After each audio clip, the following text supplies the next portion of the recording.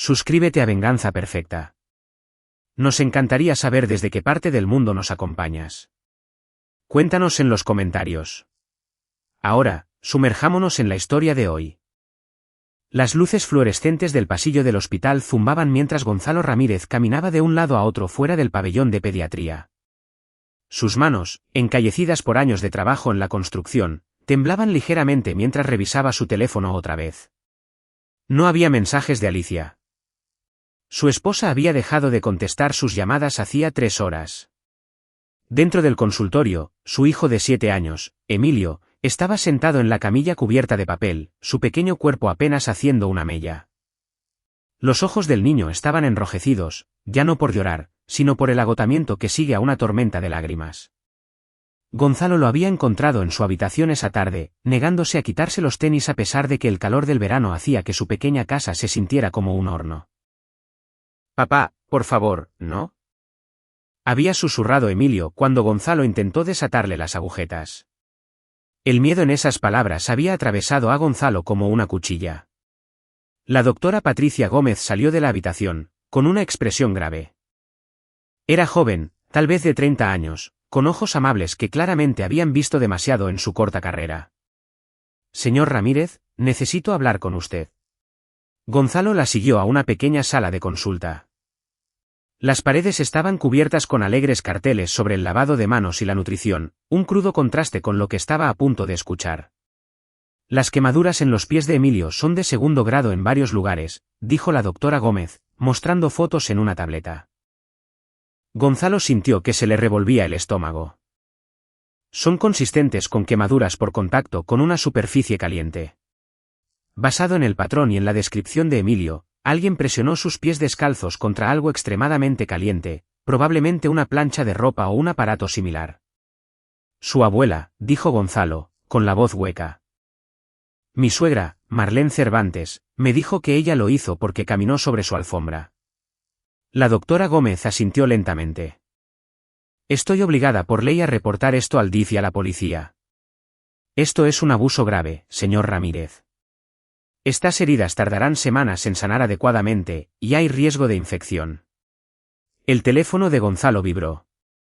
«Finalmente, Alicia», contestó de inmediato. «¿Dónde estás?». La voz de su esposa era aguda, molesta en lugar de preocupada. «Mamá dijo que te fuiste furioso con Emilio y no contesta sus llamadas.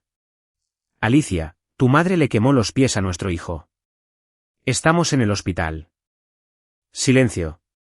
«Luego, ¿de qué estás hablando?». «Tomó una plancha o algo caliente y le quemó las plantas de los pies porque caminó sobre su preciosa alfombra. Tiene ampollas, Alicia, heridas abiertas. El doctor tuvo que darle analgésicos». «Gonzalo, eso es ridículo.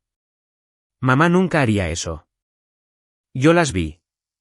«La doctora las vio. Emilio me contó lo que pasó». Otra pausa. «Bueno, ¿qué hacía corriendo en su alfombra blanca con los pies sucios? ¿Sabes lo especial que es con su casa? Necesita aprender a seguir las reglas». Gonzalo sintió que algo se rompía dentro de su pecho. «¿En serio estás defendiendo esto ahora mismo?». «Estoy diciendo que estás exagerando. Los niños exageran. Probablemente se quemó jugando y culpó a la abuela para no meterse en problemas. Tiene 7 años, Alicia». «Exactamente. Los niños de 7 años mienten». Su voz adquirió ese tono familiar, el que significaba que había terminado con la conversación. «Estoy en casa de mis papás ahora. Estamos cenando. Necesitas traer a Emilio de vuelta y disculparte por causar todo este drama». Gonzalo miró a través de la ventana a Emilio, quien se sentaba balanceando sus pies vendados con cuidado, evitando tocar el suelo. Una enfermera le ofrecía una paleta de hielo. «No», dijo en voz baja. «Disculpa. Dije que no. No voy a llevarlo de vuelta allí. Ni esta noche. Ni nunca». «Gonzalo, no seas ridículo. ¿A dónde vas a ir? Tu departamento está alquilado. Recuerda, lo vendimos cuando nos mudamos a la propiedad de alquiler de mis papás.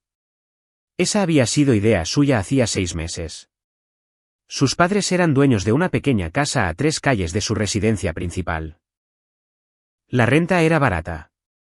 Demasiado barata, pensó Gonzalo en ese momento. Pero Alicia había insistido.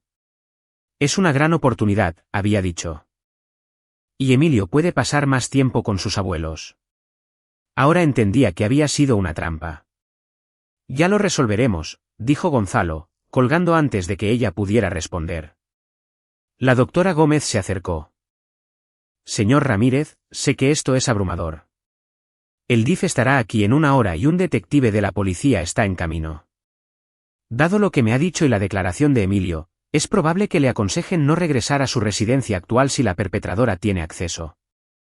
Vive a 3 calles. Tiene una llave de nuestra casa. Entonces necesitarán otro lugar para quedarse esta noche. ¿Tiene familia? Gonzalo pensó en su hermano, Ramón, a 6 horas al norte en Milpa Alta.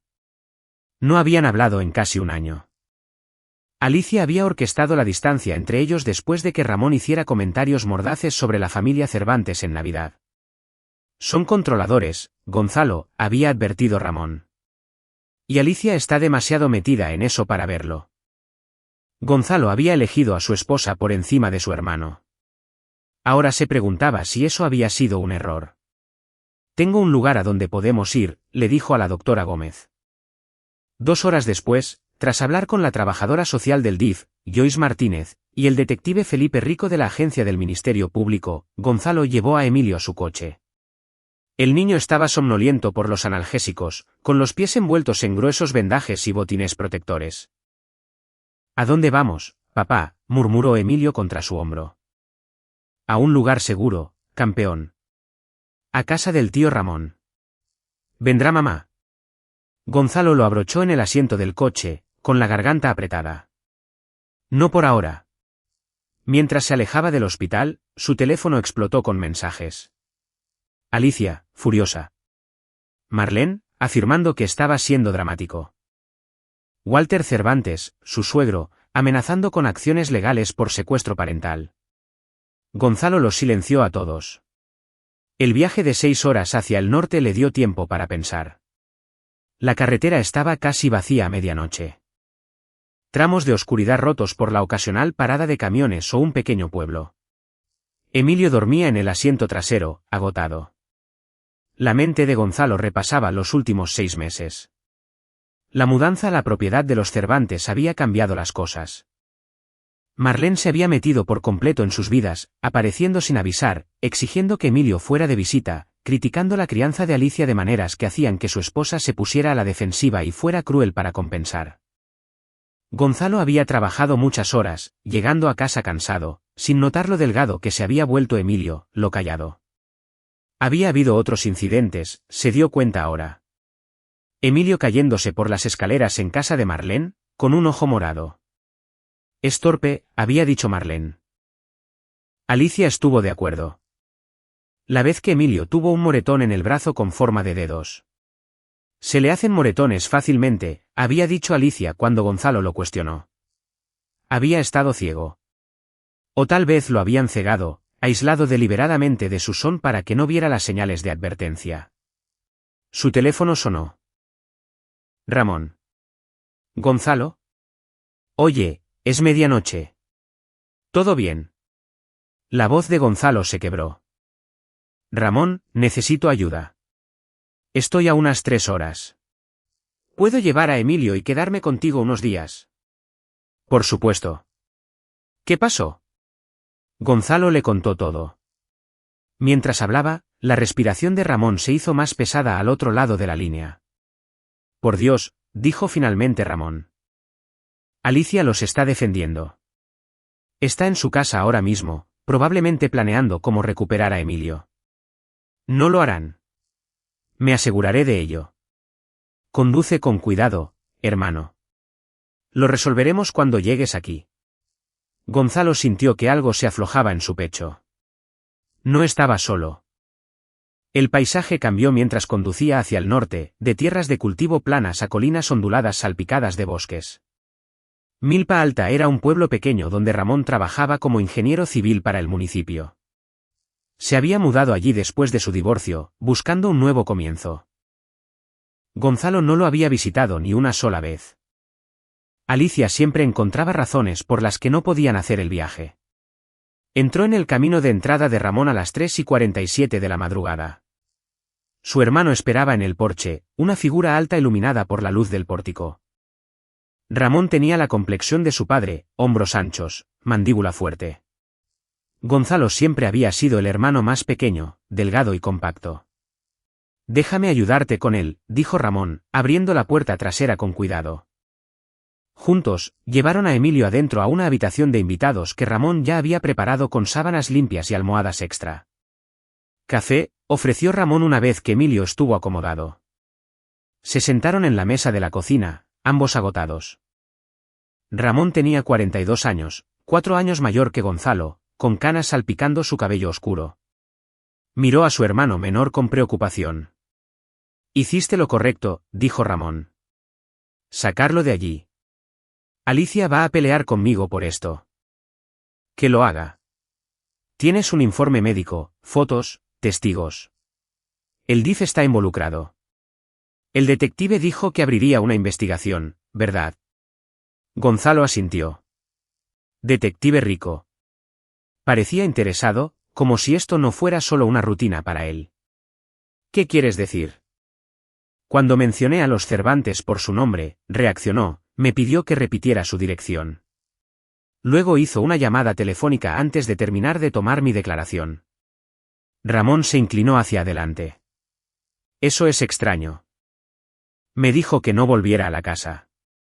Dijo que me quedara en un lugar donde no pudieran encontrarme durante al menos 72 horas mientras investigaban. Fue muy específico sobre el plazo. Tal vez están planeando una orden de registro por un caso de abuso infantil. Eso parece excesivo». Se sentaron en silencio por un momento. Afuera, los primeros indicios del amanecer tocaban el cielo. «Gonzalo», dijo Ramón con cuidado. «Hay algo que nunca te conté sobre la Navidad del año pasado. Sobre por qué dije lo que dije sobre los Cervantes». «¿Qué?» «Después de la cena, cuando tú y Alicia estaban acostando a Emilio, salí a fumar. Walter me siguió afuera. Había tomado algunas copas. Se estaba poniendo hablador. Empezó a contarme sobre su antiguo vecindario antes de mudarse a tu zona. Así que habían vivido en un lugar llamado Altos de Morelos durante casi 20 años. De acuerdo. Dijo que tuvieron que irse porque la gente hacía demasiadas preguntas. Luego se rió. Dijo que estaba bromeando. Pero Gonzalo, no sonó como una broma. Sonó como una advertencia, como si me estuviera probando para ver si preguntaba más. Gonzalo sintió frío. ¿Qué tipo de preguntas? No lo dijo, pero los busqué después. No hay casi nada en línea sobre Walter o Marlene Cervantes antes de hace 15 años. Ni historial en redes sociales, ni registros de propiedad antes de que compraran su casa actual. Es como si hubieran aparecido de la nada. La gente puede ser reservada. No tan reservada. Todo el mundo deja una huella digital. Encontré un artículo de Noticias de Altos de Morelos fechado hace 16 años sobre una niña desaparecida, una niña de 10 años que desapareció de la casa de su abuela durante una visita familiar. La cocina de repente se sintió muy fría. ¿Cuál era el nombre de la abuela?, preguntó Gonzalo, aunque ya lo sabía. Ramón lo miró a los ojos. El artículo no lo decía. Pero Gonzalo, el momento coincide y el desliz de Walter sobre irse por las preguntas. ¿Y si hay una razón por la que Marlene es como es con Emilio? ¿Y si él no es el primero? Gonzalo se levantó bruscamente, su silla raspando contra el suelo. Caminó hacia la ventana, mirando la calle tranquila. Su mente repasaba posibilidades, cada una más horrible que la anterior. La llamada telefónica del detective Rico, dijo lentamente. Reconoció sus nombres. Necesitas decirle lo que te acabo de contar sobre Altos de Morelos y la niña desaparecida. Gonzalo sacó su teléfono y encontró la tarjeta del detective. Eran casi las 5 de la madrugada, pero Rico le había dicho que llamara si recordaba algo más. El detective respondió al segundo timbre, sonando completamente despierto. Señor Ramírez, ¿Están usted y su hijo en un lugar seguro? En casa de mi hermano. A 6 horas de distancia, como sugirió. Bien. ¿Qué pasa? Mi hermano acaba de contarme algo sobre mis suegros, sobre su pasado antes de que se mudaran a nuestra zona. Mencionó un caso de una niña desaparecida en Altos de Morelos hace 16 años. Una larga pausa. Luego, señor Ramírez, voy a necesitar que venga a la agencia del Ministerio Público de Milpa Alta mañana por la mañana. No esta noche. Usted y su hijo necesitan descansar, pero mañana, a las 9 en punto de la mañana. Pregunte por mí específicamente. Y señor Ramírez. No contacte a los Cervantes ni a su esposa hasta después de que hablemos. Esto es importante. ¿Por qué? ¿Qué está pasando? No puedo discutir una investigación en curso por teléfono, pero le diré esto. Puede que acabe de salvar la vida de su hijo. Lo veré a las 9. La línea se cortó. Gonzalo se quedó mirando su teléfono, con el corazón martilleando. Ramón se levantó y le puso una mano en el hombro. Sea lo que sea esto, dijo Ramón, lo enfrentaremos juntos. Ya no estás solo. Gonzalo asintió, incapaz de hablar. En la habitación de invitados, Emilio dormía pacíficamente, seguro por primera vez en meses. Gonzalo había conducido 6 horas por instinto, por la necesidad desesperada de un padre de proteger a su hijo. Ahora se daba cuenta de que podría haberlos alejado a ambos de algo mucho peor de lo que había imaginado. Gonzalo se despertó con la luz del sol entrando por ventanas desconocidas y el olor a tocino. Por un momento, estuvo desorientado. Luego, la noche anterior volvió de golpe. Revisó su teléfono. 7:43 de la mañana y 37 llamadas perdidas, la mayoría de Alicia, varias de números que no reconocía, y un mensaje de voz de su esposa que se obligó a escuchar. Gonzalo, esto es una locura. Has secuestrado a nuestro hijo. Mamá está histérica. Dice que apenas tocó a Emilio. Que está inventando historias porque está enojado por haberse metido en problemas. Papá está llamando a su abogado. Si no traes a Emilio a casa esta noche, vamos a presentar una denuncia policial.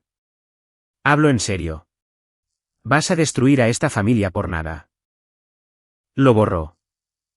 En la cocina, Ramón preparaba el desayuno mientras Emilio se sentaba en la mesa trabajando en un libro para colorear. Sus pies estaban apoyados en una silla, todavía vendados. Buenos días, papá, dijo Emilio en voz baja. El niño parecía diferente aquí, menos ansioso, aunque todavía apagado. ¿Cómo te sientes, campeón? Duele menos. El tío Ramón dice que hoy podemos ver películas. Tenemos que ir a un lugar primero, pero luego las películas suenan genial. Después del desayuno, Gonzalo llamó a su capataz para explicarle que necesitaba un permiso familiar de emergencia. Luego vistió a Emilio con cuidado, evitando presionar sus pies, y condujeron a la agencia del Ministerio Público de Milpa Alta. El detective Rico esperaba en el vestíbulo, un hombre compacto de unos 50 años con cabello gris acero y ojos agudos que no se perdían nada. Con él había una mujer de unos 30 y tantos años que llevaba un saco y credenciales de la Fiscalía General de la República. Señor Ramírez, ella es la agente especial Catalina Puentes. Pertenece a la unidad especializada en investigación de tráfico de menores de la FGR. A Gonzalo se le heló la sangre. Tráfico. Hablemos en privado, dijo la agente Puentes, su voz suave pero firme. Miró a Emilio con una sonrisa amable. Hola, corazón. ¿Está bien si te quedas con la oficial Chan mientras tu papá habla con nosotros? Tiene libros para colorear y bocadillos. Una joven mujer asiática uniformada apareció, agachándose al nivel de Emilio. También tengo un Nintendo Switch en mi oficina. ¿Te gusta Mario Kart? Los ojos de Emilio se iluminaron ligeramente y asintió. Gonzalo vio a su hijo caminar con cuidado con la oficial, luego siguió a Rico y Puentes a una sala de conferencias. Antes de que entre en pánico, dijo Puentes una vez que la puerta se cerró, no creemos que los Cervantes estuvieran involucrados en el tráfico en el sentido tradicional. Pero cuando el detective Rico me llamó anoche sobre su situación y mencionó la conexión con Altos de Morelos, saqué un caso sin resolver en el que he estado trabajando durante 2 años. Abrió una computadora portátil y la giró hacia Gonzalo. En la pantalla había una foto de una niña sonriente con rizos oscuros y una sonrisa con un diente faltante. Maya Sepúlveda, de 10 años, desapareció de Altos de Morelos hace 15 años durante una visita de fin de semana con su abuela materna. Gonzalo miró la foto, con el estómago revuelto. ¿Qué le pasó? Eso es lo que nunca descubrimos. La madre de Maya, Juana Sepúlveda, se había divorciado recientemente y trabajaba en 2 empleos. La abuela, Marlene Cervantes, aunque en ese momento usaba su apellido de soltera, Campos, se ofreció a cuidar a Maya los fines de semana para ayudar. Espere, interrumpió Gonzalo. ¿Marlene Campos? Volvió a su apellido de soltera después de un cambio de nombre legal hace 14 años. Walter hizo lo mismo, adoptando el apellido de soltera de su madre. Esencialmente, borraron sus antiguas identidades. Rico sacó un expediente grueso.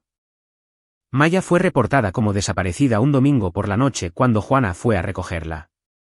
Marlene afirmó que Maya había ido a jugar al bosque detrás de su casa y nunca regresó. Grupos de búsqueda, perros, helicópteros, nada. La niña se desvaneció. Sospecharon de Marlene. Todos sospechaban de Marlene, dijo Puentes. Los vecinos informaron haber escuchado a un niño llorar y gritar desde su casa en múltiples ocasiones. La abuela tenía fama de ser severamente estricta, casi abusiva, pero no había pruebas, ni cuerpo, ni testigos, ni pruebas forenses de un crimen en la casa. Porque probablemente la limpiaron a fondo, dijo Gonzalo, con la voz hueca. Exactamente. El caso se enfrió. Juana Sepúlveda murió 3 años después. Suicidió. La comunidad culpó a Marlene aunque nunca se presentaron cargos. Los Cervantes se mudaron 6 meses después de la desaparición de Maya. Compraron una propiedad en su área bajo sus nuevos nombres y esencialmente comenzaron de nuevo. Gonzalo se sintió mal. Y nadie los conectó con el caso. Los cambios de nombre son legales. No tenían antecedentes penales. A menos que alguien los estuviera buscando específicamente, no habría razón para que estuvieran en el radar de nadie. Puentes se inclinó hacia adelante. Hasta ayer, cuando su hijo dio un relato detallado de abuso que coincidía con las declaraciones de los testigos de los vecinos en Altos de Morelos. Quemaduras, moretones, una abuela con una necesidad obsesiva de control y perfección. ¿Cree que Marlene mató a Maya? Creo que algo le pasó a esa niña bajo el cuidado de Marlene. Y creo que su hijo podría haber estado experimentando el mismo patrón creciente de abuso. Rico abrió otra carpeta. Ejecutamos una orden de registro en la propiedad de los Cervantes esta mañana. Encontramos algo en el sótano. Una habitación cerrada con llave que Walter afirmó que era solo para almacenamiento. Le mostró a Gonzalo fotos en su teléfono. La habitación había sido terminada con cuidado. Paredes insonorizadas, una puerta reforzada, un pequeño catre atornillado al suelo. Restricciones de tamaño infantil colgaban de una pared. En una esquina había una caja de suministros médicos y algo que le revolvió el estómago a Gonzalo. Una colección de zapatos de niños, tallas pequeñas, meticulosamente etiquetados y fechados. Hay 12 pares, dijo Puentes en voz baja. Estamos analizándolos en busca de ADN y en las bases de datos de personas desaparecidas. Pero Gonzalo, un par coincide con la descripción de los zapatos que Maya Sepúlveda llevaba el día que desapareció. La habitación dio vueltas. 12. No sabemos si todos pertenecen a víctimas o si Marlene los coleccionaba por otras razones, pero estamos tratando esto como una investigación de homicidio múltiple ahora. ¿Dónde están?, logró decir Gonzalo. Los Cervantes están bajo custodia, arrestados esta mañana cuando encontramos la habitación. No van a obtener fianza. ¿Y Alicia? Rico y Puentes intercambiaron una mirada. Su esposa estaba en la casa cuando ejecutamos la orden, dijo Rico con cuidado. Se puso histérica cuando empezamos a registrar el sótano. No paraba de gritar que no teníamos derecho, que estábamos destruyendo a su familia. Walter le dijo que se callara. Fue entonces cuando dijo algo interesante. ¿Qué? Dijo, hice lo que me dijiste. Lo mantuve callado, como antes.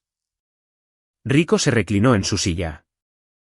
Señor Ramírez, ¿cuánto tiempo pasó su esposa en casa de sus padres cuando era niña? La implicación golpeó a Gonzalo como un tren de carga. ¿Creen que ella sabía lo de Maya, sobre todo? Creemos que pudo haber presenciado algo. Sí. Y creemos que sus padres pueden haber usado ese conocimiento para controlarla, para hacerla cómplice en ocultar lo que habían hecho. Tenía 19 años cuando Maya desapareció, legalmente una adulta. Gonzalo se llevó la cabeza a las manos. Su esposa, la mujer que había amado durante 8 años, la madre de su hijo. ¿Sabía ella lo que le estaban haciendo a Emilio? Eso es lo que estamos tratando de determinar. Está siendo interrogada ahora. Pero señor Ramírez, basándonos en sus llamadas telefónicas a usted y sus declaraciones de esta mañana, creemos que estaba al tanto de al menos parte del abuso y eligió permitirlo. ¿Por qué? Gonzalo levantó la vista, con los ojos ardiendo. ¿Por qué dejaría que le hicieran daño a nuestro hijo? Puentes habló en voz baja. A veces, las víctimas de trauma se convierten en perpetradores, o se alinean con los abusadores como mecanismo de supervivencia. Su esposa creció en esa casa con esos padres. Lo que sea que le hicieron o la obligaron a presenciar. La moldeó en alguien que podía racionalizar el abuso. No es una excusa, es solo una explicación. Quiero la custodia completa, dijo Gonzalo, con voz dura. Lo que sea necesario. Alicia no se acercará a Emilio de nuevo. Dadas las circunstancias, el DIF apoyará eso, le aseguró Rico, especialmente con sus padres enfrentando múltiples cargos por delitos graves. Pero Gonzalo, necesita prepararse. Esto va a empeorar antes de mejorar. Una vez que los medios se apoderen de esta historia. Una vez que identifiquemos a esos otros niños, va a ser un circo. No me importa. Solo quiero que mi hijo esté a salvo. La agente Puentes cerró su computadora portátil. Está a salvo. Y usted lo salvó. Si no lo hubiera sacado de allí cuando lo hizo, si le hubiera creído a su esposa y lo hubiera llevado de vuelta. No terminó la frase. No era necesario. Pasaron otra hora repasando declaraciones, llenando papeleo, discutiendo los procedimientos legales que se avecinaban. Cuando Gonzalo finalmente recogió a Emilio de la oficina de la oficial Chan, su hijo se reía de algo en la pantalla del switch, con las mejillas sonrojadas de alegría genuina. ¿Gané?, preguntó Emilio, mirando a su padre. Sí, campeón, dijo Gonzalo, con la garganta apretada. Ganaste. Mientras conducían de regreso a la casa de Ramón, el teléfono de Gonzalo vibró con un mensaje de texto de un número desconocido. Se detuvo para leerlo. Soy Joyce Martínez del DIF. El detective Rico me dio su número.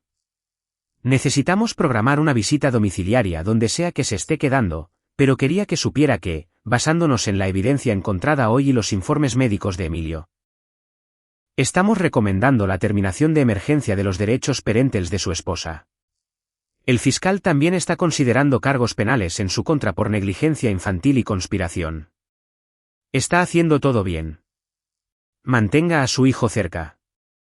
Gonzalo se sentó en el coche, viendo a Emilio jugar un juego en su tableta en el asiento trasero, ajeno a lo cerca que había estado de convertirse en otro par de zapatos en un sótano. Otro cartel de niño desaparecido en una pared, otro expediente de caso sin resolver. Pero no lo era. Estaba vivo, a salvo, riendo. Gonzalo encendió el coche y condujo a casa de su hermano, donde podría empezar a planear su próximo movimiento. Porque esto no había terminado. Los Cervantes enfrentarían la justicia en los tribunales. Pero había algo más que Gonzalo necesitaba, algo que el sistema legal no podía darle. Necesitaba que entendieran lo que le habían quitado a él, a Emilio, a todos esos otros niños. Necesitaba que sintieran el mismo miedo, la misma impotencia. Y Gonzalo Ramírez, paciente y metódico, era muy bueno construyendo cosas. Solo tendría que aprender a destruirlas en su lugar. Las siguientes 3 semanas pasaron en una vorágine de procedimientos legales, atención mediática y una lenta curación. Emilio comenzó terapia con la doctora Elena Herrera, una psicóloga infantil en Milpa Alta especializada en trauma. Gonzalo asistió a cada sesión, aprendiendo cómo ayudar a su hijo a procesar lo que había sucedido sin dejar que lo definiera. Las noticias nacionales recogieron la historia después de que la agente Puentes y su equipo identificaran 6 de los 12 pares de zapatos. 6 niños, todos entre 7 y 11 años, que habían desaparecido en un lapso de 20 años de diferentes estados. Todos habían estado bajo el cuidado de Marlene Cervantes o Marlene Campos o cualquier otro nombre que hubiera usado en el momento de su desaparición. Los zapatos de Maya Sepúlveda fueron identificados positivamente a través de ADN encontrado en el cuero. También los de un niño llamado Timoteo Navarro de Oaxaca, que había desaparecido hacía 12 años durante una visita de verano con su abuela. Las otras 4 víctimas permanecían sin identificar, pero los equipos de genealogía forense estaban trabajando en ello. La habitación del sótano había revelado más secretos. Detrás de una pared falsa, los perros de cadáveres alertaron sobre áreas donde las muestras de suelo dieron positivo por descomposición humana. Los Cervantes no hablaban, pero la evidencia era condenatoria. Walter había construido esa habitación específicamente para los propósitos de su esposa. Habían sido un equipo. Alicia, después de 3 días de interrogatorio, finalmente se derrumbó. Su abogado negoció un acuerdo de culpabilidad a cambio de su testimonio. Les contó a los investigadores sobre el verano en que tenía 13 años, cuando sus padres habían acogido a una niña llamada Clara durante 6 semanas. Clara se había escapado, según Marlene. Pero Alicia había escuchado que los gritos se detuvieron esa noche, había visto a su padre llevar algo envuelto en una lona a su camioneta y nunca había hecho preguntas porque su madre la había apartado a la mañana siguiente y le había dicho con mucha calma: si alguna vez le cuentas a alguien lo que pudiste haber visto, diremos que ayudaste. Irás a la cárcel también. ¿Entiendes? Alicia había entendido, y había pasado los siguientes 23 años atrapada en ese entendimiento, cómplice en el silencio, deformada por el secreto que llevaba. Cuando tuvo a Emilio, había esperado que las cosas fueran diferentes. Pero Marlene había querido acceso a su nieto, y Walter le había recordado a Alicia lo que sabían de ella, así que había servido a su propio hijo para mantener a sus padres callados. Gonzalo leyó las transcripciones de su confesión solo en el garaje de Ramón, donde había estado pasando las tardes trabajando en un proyecto. Cuando terminó, dejó los papeles a un lado y tomó su llave inglesa. El acuerdo de culpabilidad le daría a Alicia 8 años por negligencia infantil y conspiración. Walter y Marlene enfrentarían un juicio por múltiples cargos de asesinato, secuestro y abuso infantil. Se enfrentaban a cadena perpetua sin libertad condicional. Pero eso no era suficiente para Gonzalo. Había pasado las semanas desde que supo la verdad investigando todo lo que pudo sobre los Cervantes, sus activos, sus conexiones, sus secretos. Walter había sido contratista como Gonzalo. Entendía cómo construir cosas, cómo ocultarlas. Había sido inteligente, cuidadoso, pero Gonzalo era más inteligente. La propiedad en Altos de Morelos, la casa original donde Maya había desaparecido, todavía era propiedad de una empresa fantasma que Walter había creado. Había estado vacía durante 15 años, mantenida pero nunca vendida ni alquilada. Gonzalo había conducido hasta allí un fin de semana mientras Emilio estaba con Ramón y la doctora Herrera. La casa era exactamente lo que esperaba, un exterior suburbano perfecto que ocultaba algo podrido por dentro. Había recorrido la propiedad, anotando las posiciones de las casas de los vecinos, las líneas de visión, el acceso al sótano. En el patio trasero, cerca de un cobertizo, había encontrado un trozo de tierra que se veía diferente al resto. Césped nuevo, tal vez de unos pocos años, cubriendo algo. Gonzalo no cavó entonces, pero marcó el lugar en el GPS de su teléfono. Ahora, sentado en el garaje de Ramón con la transcripción de la confesión de su esposa, tomó una decisión. El sistema legal se encargaría del enjuiciamiento de Walter y Marlene, pero había cosas que el público aún no sabía, cosas que quizás nunca saldrían en el juicio, cosas que Gonzalo quería asegurarse de que se encontraran. Sacó su teléfono y llamó a un número que le había dado la agente Puentes, un antropólogo forense llamado Dr. Marco Bravo, que había estado consultando en el caso. Dr. Bravo, soy Gonzalo Ramírez. Creo que sé dónde podría encontrar más restos. La excavación de la propiedad de Altos de Morelos duró 4 días. Gonzalo se paró en la línea policial, observando a los equipos con trajes blancos retirar cuidadosamente capa tras capa de tierra.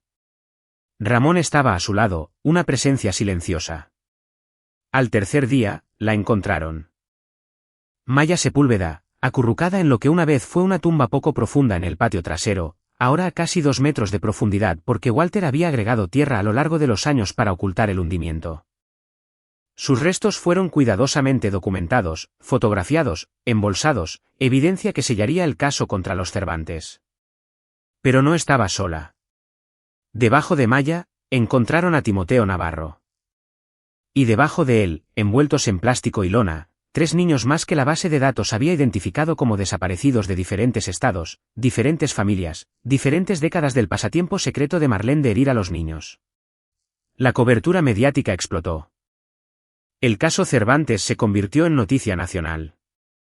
Los podcasts de crímenes reales analizaron cada detalle, y el teléfono de Gonzalo sonaba constantemente con solicitudes de entrevistas que nunca respondió. En cambio, se centró en Emilio, que estaba haciendo un progreso notable. Los pies del niño habían sanado, dejando solo cicatrices tenues.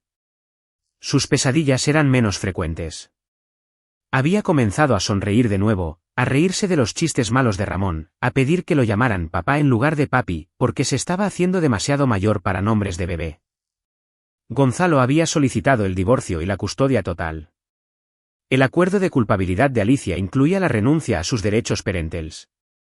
Había enviado una carta desde la cárcel que Gonzalo quemó sin leer.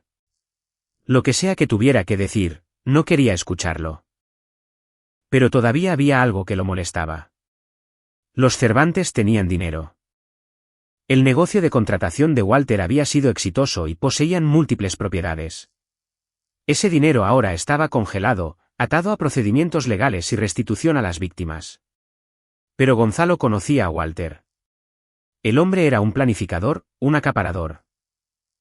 Habría escondido activos en alguna parte. Gonzalo comenzó a buscar en registros públicos, tasaciones de propiedades, archivos comerciales.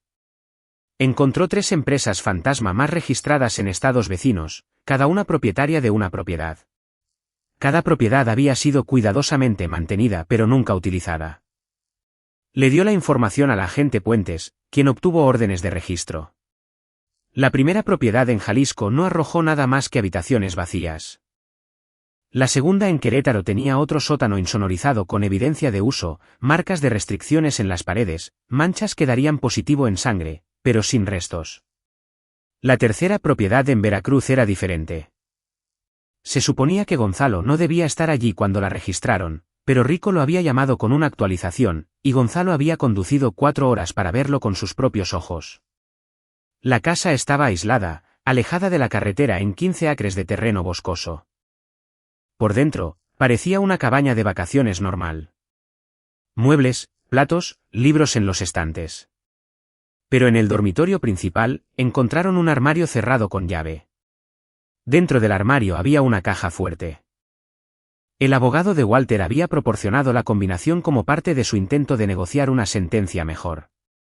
Dentro de la caja fuerte había documentos, actas de nacimiento, números de seguridad social, incluso pasaportes de niños que habían sido reportados como desaparecidos décadas atrás. Walter no solo había ayudado a Marlene a matar. Había estado planeando traficar con algunos de ellos, venderlos a otros. Pero había algo más en la caja fuerte. Un diario escrito a mano con la pulcra letra de Marlene, detallando a cada niño que había dañado durante 40 años. A algunos los había acogido, a otros los había cuidado, algunos, como Maya y Emilio, habían sido familia. El diario describía sus métodos, sus justificaciones, sus sentimientos. Era una confesión tan completa, tan condenatoria que el fiscal llamó a Gonzalo personalmente para decirle que los Cervantes nunca volverían a ver la luz del día. Estamos buscando cargos federales ahora, explicó el fiscal. Múltiples estados, múltiples víctimas. Esto va más allá de todo lo que he visto en 30 años de fiscalía. Señor Ramírez, sé que esto no trae de vuelta a esos niños, pero le prometo que sus suegros morirán en prisión. Gonzalo le dio las gracias y colgó. Estaba de pie en el patio trasero de Ramón, viendo a Emilio patear un balón de fútbol con su primo, el hijo de Ramón de su primer matrimonio, que estaba de visita por la semana. Los niños se reían, corrían, normales. Su teléfono sonó de nuevo. La agente Puentes. Gonzalo, acabamos de terminar de entrevistar a la hermana de Marlene, Diana Huerta. Afirmó que no tenía idea de lo que estaba haciendo su hermana, pero nos dio algo interesante. Aparentemente, Marlene heredó una propiedad de su abuela hace 20 años. Una granja en la zona rural de Puebla que la familia dejó de visitar en los años 80. Vamos a conseguir una orden de registro. ¿Crees que hay más? Creo que Marlene Cervantes ha estado haciendo esto durante mucho tiempo. Y creo que tenía lugares que ni siquiera Walter conocía. Su hermana mencionó que su abuela era abusiva, que Marlene aprendió sus comportamientos de joven. Si esa granja fue donde comenzó. Encuéntralos, dijo Gonzalo. A todos ellos. Cada niño merece ser encontrado. Lo haremos. ¿Y Gonzalo? Este caso solo se está resolviendo gracias a ti. Porque confiaste en tus instintos y sacaste a tu hijo. Porque no dejaste de presionar incluso cuando hubiera sido más fácil aceptar la historia oficial. Salvaste a Emilio y nos estás ayudando a salvar la memoria de todos estos otros niños. Después de que ella colgó, Gonzalo se quedó en el patio durante mucho tiempo, viendo a su hijo jugar. El niño había sobrevivido porque Gonzalo había escuchado su miedo, se lo había tomado en serio cuando todos los demás lo desestimaron. Pero la supervivencia no era lo mismo que la justicia. Y la justicia a través del sistema legal no era lo mismo que el ajuste de cuentas que Gonzalo quería. Entró y abrió su computadora portátil, abriendo el archivo que había estado construyendo durante semanas. Un dossier completo sobre cada persona que había permitido a los Cervantes a lo largo de los años. Los trabajadores sociales que habían pasado por alto las señales de alerta. Los administradores de hogares de acogida que habían torcido las reglas. Los vecinos que habían escuchado gritos y no habían hecho nada. Los miembros de la familia que habían sospechado y se habían mantenido en silencio. El sistema legal se encargaría de Walter y Marlene. Pero Gonzalo se aseguraría de que todos los demás que habían contribuido a estas tragedias también enfrentaran consecuencias.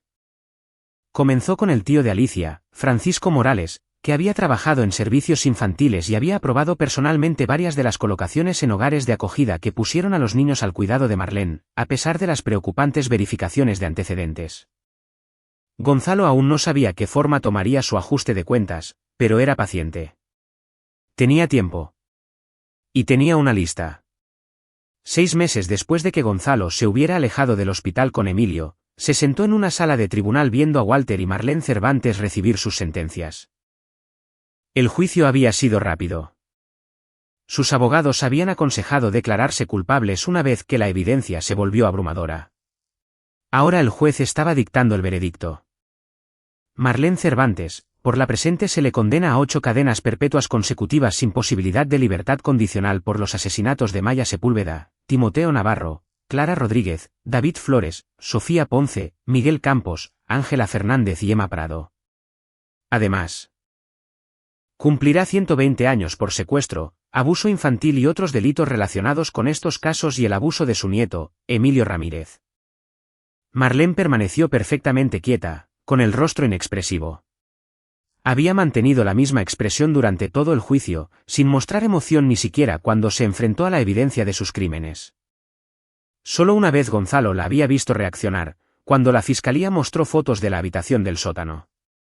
Sus labios se habían torcido en algo casi parecido a una sonrisa antes de que lo controlara. Walter Cervantes, se le condena a 6 cadenas perpetuas consecutivas sin libertad condicional por su papel en los asesinatos de Maya Sepúlveda, Timoteo Navarro, Clara Rodríguez, David Flores, Sofía Ponce y Miguel Campos, así como por conspiración, secuestro, abuso infantil y destrucción de pruebas. También cumplirá 100 años por delitos relacionados. El rostro de Walter estaba rojo de ira. Intentó afirmar que Marlene lo había coaccionado, que él también era una víctima. El jurado no le había creído. La evidencia de su habitación en el sótano, sus registros meticulosamente guardados, sus múltiples propiedades diseñadas para el encarcelamiento y el asesinato. Todo apuntaba a un participante entusiasta. Mientras los alguaciles se los llevaban, Marlene se giró y miró directamente a Gonzalo. Su expresión seguía siendo inexpresiva, pero sus ojos contenían un mensaje. Crees que has ganado, pero no es así. Me salí con la mía durante 40 años. Lo volvería a hacer todo. Gonzalo sostuvo su mirada hasta que ella desapareció. Luego se levantó y salió de la sala del tribunal, donde Emilio esperaba con Ramón y la doctora Herrera. El niño corrió hacia él de inmediato.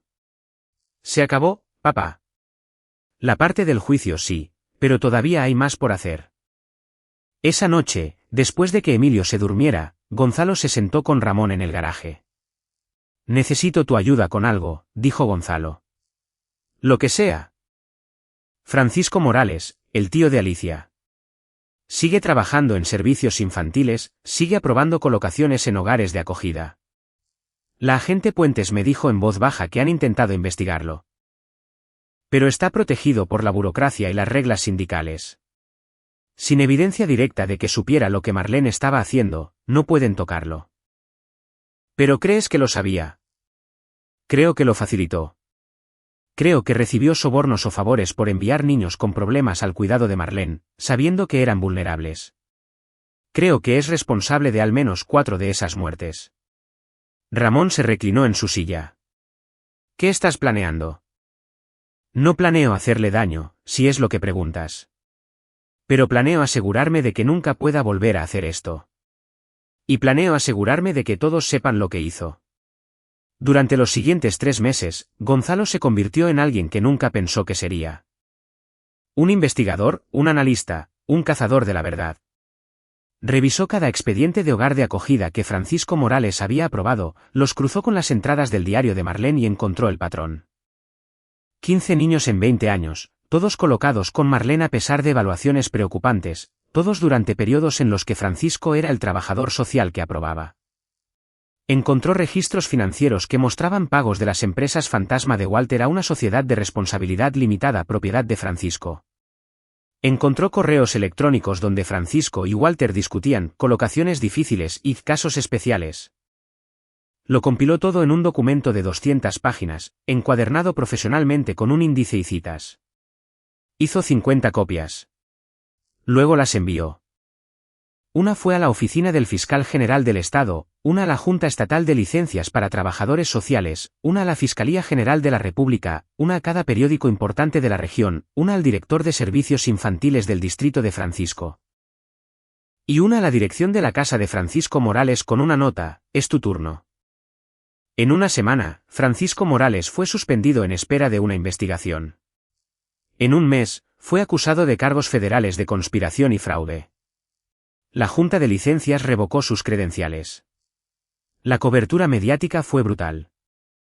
Trabajador de servicios infantiles permitió asesina en serie, decían los titulares. Francisco Morales enfrentaría su propio juicio, su propio ajuste de cuentas. Gonzalo se había asegurado de ello. Pero no había terminado. Había otros 3 nombres en su lista.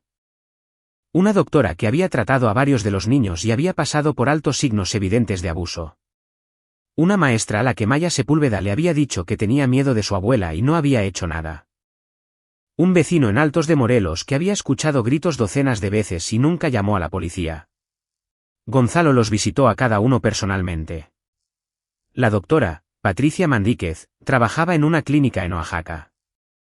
Gonzalo entró en su consultorio durante su hora de almuerzo, colocó una carpeta en su escritorio y dijo simplemente: «Timoteo Navarro le dijo a su madre que te había dicho que tenía miedo. Escribiste en su expediente que parecía ansioso. No hiciste nada. Te doy 48 horas para jubilarte y emitir una disculpa pública antes de que envíe este archivo a la Junta Médica y a todos los medios de comunicación del Estado». Ella palideció, abrió la carpeta y vio copias de sus propias notas, las declaraciones de la madre de Timoteo y una línea de tiempo que mostraba que había tenido 3 oportunidades para reportar sospechas de abuso.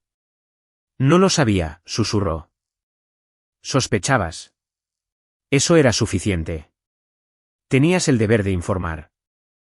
2 días después, la doctora Mandíquez anunció su jubilación y publicó un artículo de opinión sobre los fracasos de los profesionales médicos para identificar el abuso. Gonzalo lo había escrito para ella, pero ella había firmado con su nombre. La maestra, Diana Chan, fue más difícil. Era más joven, genuinamente arrepentida cuando Gonzalo la confrontó. Tenía 23 años, dijo, con lágrimas corriendo por su rostro. Era mi primer año como maestra. Maya me dijo que le tenía miedo a su abuela. Pero cuando se lo mencioné al director, dijo que los asuntos familiares no eran de nuestra incumbencia. Debería haber presionado más. Debería haber llamado al DIF yo misma. Pienso en ello todos los días. Gonzalo le creyó, pero eso no la absolvía.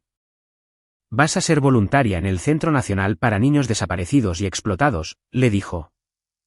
Cada fin de semana, cada verano, por el resto de tu carrera. Vas a hablar en sesiones de capacitación para maestros sobre cómo reconocer el abuso. Vas a dedicar tu vida a asegurarte de que otro maestro no cometa tu error. Ella aceptó de inmediato, agradecida. Gonzalo le dio una fotografía. Recuérdala. Recuerda lo que costó tu silencio. El vecino en Altos de Morelos, un anciano llamado Rogelio Cruz, se mostró desafiante cuando Gonzalo apareció en su puerta. ¿Qué se suponía que debía hacer?, exigió. ¿Llamar a la policía cada vez que un niño hace ruido? Me ocupé de mis propios asuntos, como lo hace la gente decente. Escuchaste gritos, dijo Gonzalo, con voz tranquila. Múltiples testigos confirmaron que les dijiste que escuchaste a un niño gritar desde la casa de Marlene, y no hiciste nada. ¿Y qué? ¿Qué vas a hacer al respecto? No violé ninguna ley. Gonzalo sacó su teléfono y reprodujo una grabación. Era de un episodio de podcast sobre el caso donde un exvecino describía haber escuchado los últimos gritos de Maya y preguntarse por qué nadie ayudó. La voz estaba disfrazada, pero Gonzalo la había identificado como la de la esposa de Rogelio, ya fallecida. Tu esposa llamó a la policía 3 veces, dijo Gonzalo. Cada vez le dijeron que no había suficiente evidencia para investigar. Cada vez le dijiste que dejara de causar problemas. Le dijo a su hermana antes de morir. Que nunca podría perdonarse por haberte escuchado. Que escuchó morir a Maya y no hizo nada porque su esposo dijo que no era su problema. La actitud desafiante de Rogelio se desmoronó. ¿Qué quieres? Quiero que vivas con ello, dijo Gonzalo simplemente. Quiero que sepas que cada persona en este pueblo sabe lo que escuchaste y lo que no hiciste. Quiero que veas la cara de Maya cada vez que cierres los ojos. No estoy aquí para castigarte. Ya estás castigado. Vas a morir sabiendo que podrías haber salvado a una niña y elegiste la comodidad en su lugar. Dejó la fotografía en el porche de Rogelio. Maya, sonriendo, con un diente faltante, inocente. Mientras Gonzalo se alejaba, se sintió vacío en lugar de satisfecho. Las personas en su lista estaban enfrentando consecuencias, pero eso no traía a nadie de vuelta. No deshacía el trauma que Emilio había sufrido ni la muerte de 8 niños ni las décadas de maldad que los Cervantes habían perpetrado. Pero era algo. Era responsabilidad en un mundo que a menudo no ofrecía ninguna. Un año después de la noche en que Gonzalo había llevado a su hijo a un lugar seguro, Emilio sopló 8 velas en un pastel de cumpleaños. Se habían mudado a su propio lugar en Milpa Alta, una pequeña casa con un patio cercado donde Ramón podía visitarlos fácilmente. Gonzalo había conseguido un trabajo en una empresa de construcción local que ofrecía mejores horarios, permitiéndole estar presente para Emilio después de la escuela.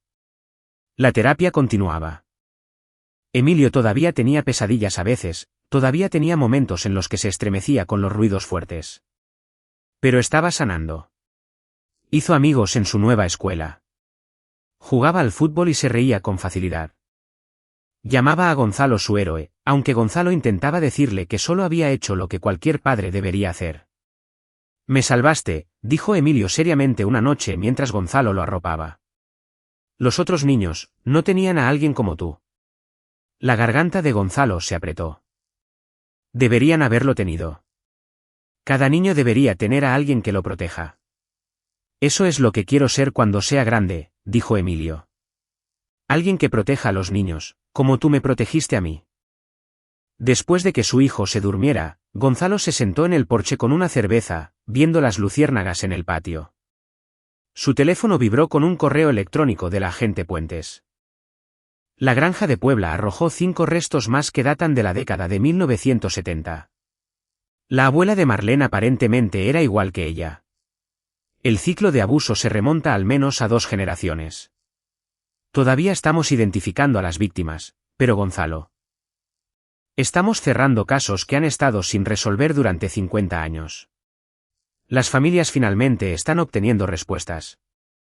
Pensé que querrías saberlo. 5 más. Generaciones de horror finalmente sacadas a la luz. Gonzalo respondió, gracias por decírmelo. Hay más propiedades. Hemos registrado todo lo que podemos encontrar, pero si descubres algo más, ya sabes dónde encontrarme. Has sido invaluable para esta investigación. La Fiscalía está considerando una mención honorífica civil por tu ayuda. No quería una mención honorífica. Solo quería asegurarse de que nunca volviera a suceder. Su teléfono sonó. Un número desconocido. Casi no responde, pero algo lo hizo contestar. Señor Ramírez, una voz de mujer, temblorosa. Mi nombre es Joyce Chan. Soy.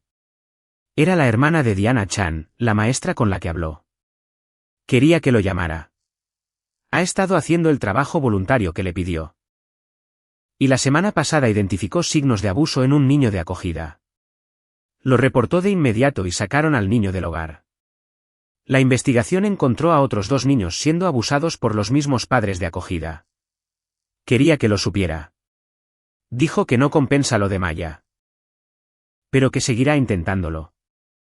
Gonzalo cerró los ojos. Gracias por decírmelo. Dígale a su hermana. Dígale que Maya estaría contenta. Después de colgar, se sentó en la oscuridad, procesando. Un niño salvado. Quizás más en el futuro. No era venganza exactamente, pero era algo mejor. Transformación, redención, cambio.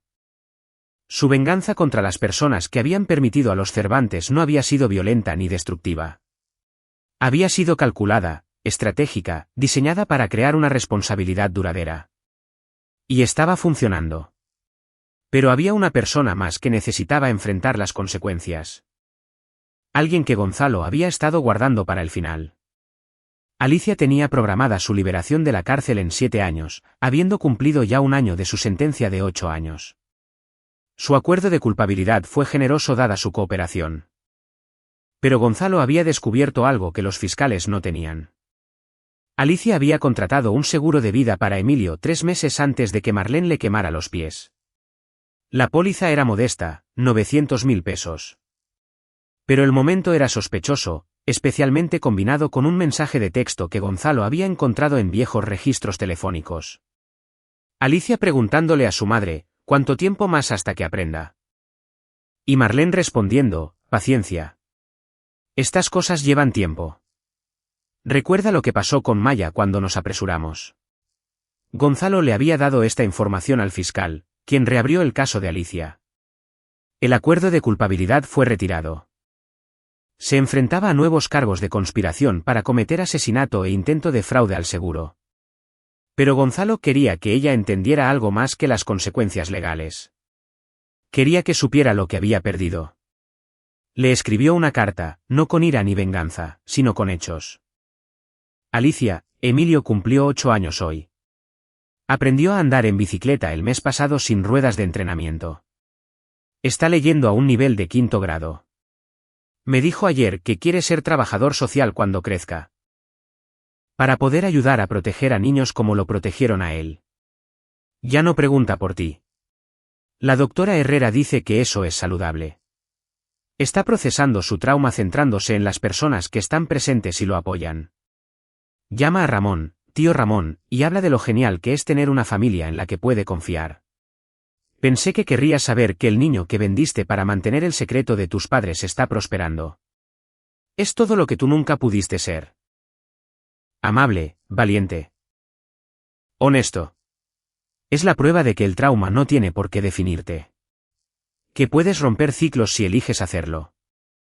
Tú tomaste tu decisión. Elegiste a tus padres por encima de tu hijo. Elegiste el silencio por encima de la protección. Elegiste ser cómplice del mal en lugar de arriesgarte a ser expuesta. Espero que cada día por el resto de tu vida pienses en lo que podrías haber tenido. Lo que podrías haber sido, lo que desechaste. Emilio nunca leerá esta carta. No lo necesita. Pero necesitaba que supieras que perdiste lo único bueno que tuviste, y te lo hiciste a ti misma. ¿Gonzalo? No la envió de inmediato. La guardó durante una semana, leyéndola de nuevo cada noche. Luego, finalmente, la envió por correo a la cárcel del condado donde Alicia esperaba su nuevo juicio. 2 semanas después, recibió una respuesta. Solo 3 palabras con la letra de Alicia. Lo sé. Lo siento. Gonzalo quemó su carta sin mostrársela a nadie. Su disculpa no significaba nada. Lo siento no arreglaba las cicatrices en los pies de Emilio. No traía de vuelta a los niños muertos. No deshacía los años de complicidad. Pero sí confirmaba lo que Gonzalo había sospechado, ella lo había sabido todo el tiempo. Había elegido el mal que conocía por encima del bien en el que podría haberse convertido. Y esa elección definiría el resto de su vida, así como la elección de Gonzalo de llevarse a Emilio esa noche había definido la suya. 2 años después del juicio, Gonzalo recibió una invitación para hablar en una conferencia nacional sobre protección y defensa de la infancia. La agente Puentes lo había nominado, llamándolo un civil que demostró un coraje extraordinario e instintos de investigación que llevaron a la resolución de múltiples casos sin resolver y al rescate de un niño de un abuso continuo. Casi se niega. Hablar en público no era su fuerte, y no quería ser conocido como ese tipo del caso Cervantes. Pero Ramón lo convenció. Tienes una plataforma ahora, dijo su hermano. Puedes usarla para asegurarte de que otros niños tengan una oportunidad. Que otros padres sepan que pueden confiar en sus instintos incluso cuando todos les dicen que están equivocados. Así que Gonzalo fue a la conferencia en la Ciudad de México, llevando a Emilio con él. Se paró en un escenario frente a 300 profesionales del bienestar infantil y contó su historia. No las partes sensacionalistas. Los medios las habían cubierto hasta la saciedad. Sino los pequeños momentos. La forma en que Emilio había susurrado, por favor, no, cuando Gonzalo intentó quitarle los zapatos. La displicencia de la voz de su esposa por teléfono. Las preguntas cuidadosas del detective que hicieron que Gonzalo se diera cuenta de que algo más grande estaba sucediendo. No soy un héroe, le dijo a la audiencia. Solo soy un padre que escuchó a su hijo, que le creyó cuando dijo que estaba herido, que eligió actuar incluso cuando significaba perder todo lo demás. Mi esposa, mi hogar, mis ilusiones sobre las personas en las que confiaba. Habló de las señales de advertencia que había pasado por alto, de las formas en que había sido aislado y controlado, de la culpa que todavía sentía por no haberlo visto antes. Si se llevan una cosa de mi historia, concluyó, que sea esta, crean a los niños. Incluso cuando es inconveniente. Incluso cuando perturba a las familias o las reputaciones o su propio sentido de cómo funciona el mundo. Créanles. Porque la alternativa son 8 niños enterrados en un patio trasero y un sobreviviente con cicatrices que solo salió porque alguien finalmente escuchó. El aplauso fue estruendoso, pero Gonzalo apenas lo escuchó. Estaba viendo a Emilio en la primera fila, su hijo dándole un pulgar hacia arriba. Después del discurso, docenas de personas se acercaron a Gonzalo. Trabajadores sociales, maestros, oficiales de policía, todos agradeciéndole, compartiendo sus propias historias de señales perdidas o intervenciones exitosas. Una mujer, una agente de la FGR llamada Olivia Cano, lo apartó. Señor Ramírez, investigo casos de niños desaparecidos. He visto docenas de situaciones en las que los miembros de la familia sospechaban de abuso pero no actuaron porque tenían miedo de equivocarse. Miedo de causar un drama familiar. Su disposición a hablar públicamente sobre confiar en sus instintos va a salvar vidas. Quería que lo supiera. Gonzalo le agradeció, humildemente. Nunca había tenido la intención de convertirse en un portavoz o defensor. Solo quería proteger a su hijo y asegurarse de que los responsables enfrentaran la justicia. Pero estaba empezando a entender que su venganza contra los Cervantes y sus cómplices se había convertido en otra cosa, una misión para evitar que otros sufrieran el mismo destino. Durante los meses siguientes, Gonzalo se involucró más en el trabajo de defensa de la infancia. Consultó con las fuerzas del orden sobre cómo abordar a los padres que habían reportado sospechas de abuso. Habló en conferencias y sesiones de capacitación. Incluso ayudó a redactar nueva legislación en su estado que requería capacitación obligatoria sobre denuncias para cualquier persona que trabajara con niños. Emilio, ahora con 10 años, prosperaba. Se había recuperado físicamente por completo. Y aunque las cicatrices emocionales siempre estarían allí, había aprendido a manejarlas con la ayuda de la doctora Herrera. Se había convertido en una especie de celebridad local en su escuela. Los niños conocían su historia y pensaban que era valiente. Lo manejó con una gracia y un humor que asombraron a Gonzalo. «Yo no soy valiente», le dijo Emilio a su padre una noche. «Tú eres valiente. Me sacaste de la gente mala. Yo solo sobreviví. Eso es ser valiente, campeón. Sobrevivir cuando es difícil. Sanar cuando duele. Eres la persona más valiente que conozco». Walter Cervantes murió en prisión 2 años después de su sentencia. Un ataque al corazón, repentino y final. Gonzalo no sintió nada cuando se enteró. El hombre había sido un monstruo, y los monstruos no merecían lágrimas. Marlene seguía viva, todavía encarcelada, todavía sin mostrar remordimiento. Gonzalo se había enterado por la agente Puentes de que intentó escribirle cartas a Emilio, afirmando que solo lo había estado disciplinando y que él había entendido mal. La prisión las bloqueó, pero el intento reveló lo profundamente rota que estaba, incapaz de comprender la magnitud de sus crímenes. Gonzalo a veces se preguntaba si su venganza había sido suficiente. Había expuesto a los cómplices, forzado la rendición de cuentas, ayudado a cambiar los sistemas. Pero Marlene moriría en prisión sin entender realmente por qué se había equivocado. Algunas personas, había aprendido, eran incapaces de redención. Pero eso no significaba que las acciones de Gonzalo no hubieran importado. Los 3 niños salvados por la vigilancia de Diana Chan después de que Gonzalo la confrontara. Estaban vivos porque él se había negado a dejar las cosas como estaban. Los casos reabiertos por su investigación. Las familias obteniendo un cierre, las políticas cambiadas para prevenir futuras Marlins. Todo surgió de su decisión esa noche de llevar a su hijo a un lugar seguro y luego no dejar de luchar hasta que hasta el último secreto fuera expuesto. 5 años después de esa noche, Gonzalo estaba en un cementerio con Emilio, ahora de 12 años y alto para su edad. Estaban visitando tumbas. La familia de Maya Sepúlveda finalmente había podido enterrarla adecuadamente, y Gonzalo había ayudado a organizar el servicio conmemorativo. Vinieron docenas de personas, familiares, amigos, investigadores que habían trabajado en su caso sin resolver. Otras familias de víctimas. Gonzalo y Emilio dejaron flores en 8 tumbas ese día. Maya, Timoteo, Clara, David, Sofía, Miguel, Ángela y Emma. 8 niños que merecían mucho más. ¿Crees que lo saben?, preguntó Emilio en voz baja. ¿Que ayudaste a encontrarlos? ¿Que a alguien finalmente le importó lo que pasó? Espero que sí, dijo Gonzalo. Me gusta pensar que sí. Mientras caminaban de regreso al coche, Emilio tomó la mano de su padre, algo que había dejado de hacer unos años antes, alegando que era demasiado mayor. Pero hoy, en este lugar de finales y recuerdos, necesitaba la conexión. Papá, ¿puedo preguntarte algo? Siempre. ¿Por qué lo hizo la abuela Marlene? La doctora Herrera dice que algunas personas están rotas por dentro, pero no lo entiendo. ¿Cómo puede alguien estar tan roto? Gonzalo había luchado con esta pregunta durante años. Había leído todo lo que pudo sobre psicología criminal, sobre ciclos de abuso, sobre la naturaleza del mal.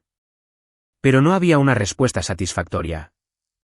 Creo, dijo lentamente, que algunas personas nacen sin las partes que nos hacen humanos, las partes que sienten empatía, que entienden el bien y el mal más allá de ser atrapados o no, y creo que cuando esas personas también son abusadas, como Marlene lo fue por su abuela, se crea algo monstruoso. Pero dijiste que el abuso no tiene por qué definirte. Que puedes romper los ciclos. Puedes, pero tienes que elegir hacerlo. Marlene nunca eligió la curación. Eligió perpetuar lo que le hicieron a ella. Encontrar poder en herir a otros porque no podía encontrarlo en sí misma. Esa fue su elección, Emilio. No una inevitabilidad, una elección. Condujeron a casa en un silencio cómodo. El sol del atardecer pintaba el cielo de naranja y dorado. De vuelta en su casa, Ramón esperaba con pizza y un nuevo videojuego que quería que Emilio probara. Mientras Gonzalo veía a su hijo reír con su tío, corriendo a través de mundos digitales donde los héroes siempre ganaban y la justicia siempre prevalecía, sintió que algo se asentaba en su pecho. No era un cierre exactamente, algunas heridas nunca se cierran por completo, pero tal vez era paz.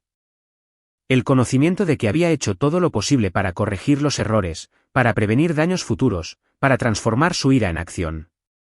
Su teléfono vibró. Un mensaje de Olivia Cano, la agente de la FGR que había conocido en la conferencia. Gonzalo, pensé que querrías saber. Gracias a tu testimonio en las audiencias de reforma del bienestar infantil, el Congreso de la Unión acaba de aprobar la Ley de Protección Infantil Emilio Ramírez. Los requisitos de denuncia obligatoria ahora tienen fuerza. Esto va a salvar vidas. Gracias. Gonzalo se quedó mirando el mensaje, atónito. Había testificado hacía 6 meses, compartiendo la historia de Emilio y abogando por protecciones más fuertes. Pero nunca había imaginado que el nombre de su hijo se convertiría en ley. Le mostró el mensaje a Emilio más tarde esa noche. Su hijo lo leyó 2 veces, luego levantó la vista con lágrimas en los ojos. Le pusieron mi nombre a una ley. Por lo que sobreviviste, por tu coraje al decir la verdad, incluso cuando daba miedo. Ayudaste a asegurarte de que otros niños tengan mejor protección que tú. Emilio lo abrazó con fuerza. Lo hicimos juntos, papá. Tú y yo. Hicimos que algo bueno saliera de algo malo. Y esa, se dio cuenta Gonzalo, era la venganza más verdadera de todas. No la destrucción ni el castigo, aunque tenían su lugar, sino la transformación. Tomar el momento más oscuro de sus vidas y forjar de él algo que protegería a innumerables niños que nunca conocerían. Los Cervantes fueron derrotados no solo por su encarcelamiento, sino por la negativa de su víctima a dejar que la historia terminara en tragedia. Maya y los otros niños finalmente fueron recordados, finalmente honrados. Emilio había sobrevivido y estaba prosperando. Y el sistema que había fallado a tantos había sido forzado a cambiar.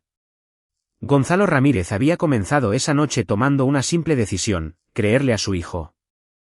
Todo lo que siguió, la investigación, las confrontaciones, la defensa, la ley, todo surgió de ese único momento de un padre eligiendo a su hijo por encima de la conveniencia. Le había costado su matrimonio, su hogar, su antigua vida. Pero salvó a su hijo. Y al hacerlo, había salvado a otros. Mientras Gonzalo arropaba a Emilio en la cama esa noche, su hijo hizo una pregunta más. ¿Alguna vez te arrepientes? ¿De todo lo que pasó? Gonzalo pensó en Alicia cumpliendo 15 años en una prisión federal después de su nuevo juicio. En Marlene pudriéndose en una instalación de máxima seguridad. En Walter muerto y sin que nadie lo llorara. En la vida que podrían haber tenido si le hubiera creído a su esposa esa noche en lugar de a su hijo. Ni por un segundo, dijo. Valías la pena perder todo lo demás. Incluso a mamá. Especialmente a mamá. Porque ella me mostró quién era realmente, y yo elegí quién eres tú realmente en su lugar. La mejor decisión que he tomado. Años más tarde, cuando Emilio se graduó de la preparatoria con honores y una beca completa para estudiar trabajo social, Gonzalo se sentó en la audiencia viendo a su hijo dar el discurso de graduación. Emilio habló sobre la resiliencia, sobre el poder de elegir el coraje sobre la comodidad, sobre cómo el trauma podía transformarse en un propósito. No mencionó a los Cervantes por su nombre. No lo necesitaba. Todos conocían su historia. Mi padre me enseñó que lo más valiente que puedes hacer es decir la verdad, incluso cuando te cuesta todo, dijo Emilio, mirando directamente a Gonzalo. Me enseñó que el amor significa acción, no solo palabras. Y me enseñó que el mal solo gana cuando la gente buena elige el silencio. El aplauso fue ensordecedor. Ramón se inclinó y susurró, lo hiciste bien, hermano. Criaste a un chico increíble. Gonzalo asintió, demasiado emocionado para hablar. Su hijo, con cicatrices pero no roto, traumatizado pero no derrotado, estaba a punto de salir al mundo y mejorarlo, iba a proteger a los niños que necesitaban a alguien en su esquina, tal como Gonzalo había estado en la suya. Esa era la venganza definitiva contra los Cervantes y todos los que se parecían a ellos. No solo sobrevivir, sino prosperar. No solo escapar, sino transformar. No justicia, sino prevención. Gonzalo Ramírez había comenzado con una pregunta candente esa noche, 5 años atrás, ¿quién había herido a un niño así? Había encontrado la respuesta, y luego se aseguró de que el mundo lo supiera. Que las consecuencias siguieran. Que el cambio fuera forzado a existir. Los Cervantes se habían ido, muertos o encarcelados de por vida. Pero los niños que intentaron destruir. 8 de ellos finalmente descansaban, honrados y recordados. Y el que sobrevivió estaba de pie en ese escenario, fuerte y completo, listo para asegurarse de que ningún otro niño sufriera como él. Eso era la victoria. Una victoria real, ganada, absoluta. Y Gonzalo Ramírez, el padre que había elegido creerle a su hijo por encima de la mentira cómoda, finalmente podía descansar. Y ahí lo tienen. Otra historia llega a su fin. ¿Qué les pareció? Me encantaría escuchar sus opiniones en los comentarios a continuación. Si disfrutaron esta historia, consideren unirse a nuestra comunidad suscribiéndose. Significa mucho para nosotros. Para más historias como esta, echen un vistazo a los vídeos recomendados en pantalla. Y los veré allí.